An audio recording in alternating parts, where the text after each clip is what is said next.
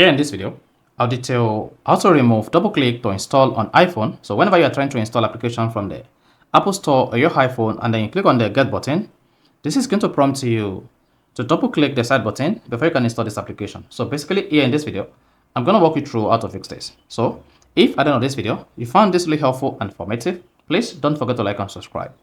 Now the first thing you want to do when you want to remove double click to install apps on iPhone, either on iOS 18 or on any other iOS version, you just need to go to your iPhone settings. On the settings page, scroll down and click on Face ID and passcode.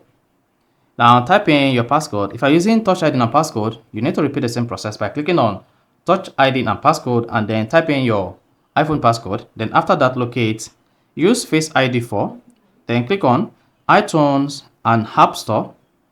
Toggle off this.